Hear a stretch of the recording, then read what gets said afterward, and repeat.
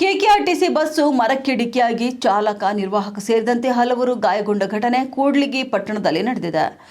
ಕೂಡ್ಲಿಗಿ ಘಟಕಕ್ಕೆ ಸೇರಿದ ಬಸ್ ಬೆಳಗ್ಗೆ ತಾಲೂಕಿನ ಕಸಾಪುರಕ್ಕೆ ಹೋಗಿ ಮರಳಿ ಬರುವಾಗ ಪಟ್ಟಣದ ಗುಡೇಕೋಟೆ ರಸ್ತೆಯಲ್ಲಿರುವ ಸಾಗರ್ ಧಾಬಾ ಬಳಿ ಬೈಕನ್ನು ತಪ್ಪಿಸಲು ಹೋದಾಗ ಚಾಲಕನ ನಿಯಂತ್ರಣ ತಪ್ಪಿ ಬಲಬದಿಯ ಮರಕ್ಕೆ ಡಿಕ್ಕಿ ಹೊಡೆದಿದ್ದು ಬಸ್ಸಿನ ಮುಂದಿನ ಬಲಭಾಗ ಸಂಪೂರ್ಣ ಹಾನಿಯಾಗಿದೆ. ಇನ್ನು ಇದರಿಂದ ಚಾಲಕ ಶಶಿಧರ್ ಅವರ ಬಲಗಾಲು ಮುರಿದಿದ್ದು, ನಿರ್ವಾಹಕ ಅಲಿ ಪಾಟೀಲ್ ಅವರ ಮುಖಕ್ಕೆ ಪೆಟ್ಟು ಬಿದ್ದು ಸಣ್ಣ ಪುಟ್ಟ ಗಾಯಗಳಾಗಿವೆ. ಇನ್ನು ವಿದ್ಯಾರ್ಥಿಗಳು ಸೇರಿದಂತೆ ಬಸ್ಸಿನಲ್ಲಿ 62 ಜನರಿದ್ದು ಅವರಲ್ಲಿ ಅನೇಕರಿಗೆ ಸಣ್ಣ ಪುಟ್ಟ ಗಾಯಗಳಾಗಿದ್ದು ಕಂಡುಬಂದಿವೆ. ವಿಷಯ ತಿಳಿದ ಕೂಡ್ಲಿಗಿ ಠಾಣೆಯ CPI Prahlad R Channagiri, PSI C Prakash ಸ್ಥಳಕ್ಕೆ ಭೇಟಿ ನೀಡಿ ಗಾಯಾಳುಗಳನ್ನು ಪಟ್ಟಣದ ಸಾರ್ವಜನಿಕ ಆಸ್ಪತ್ರೆಗೆ ಸಾಗಿಸಿದ್ದಾರೆ.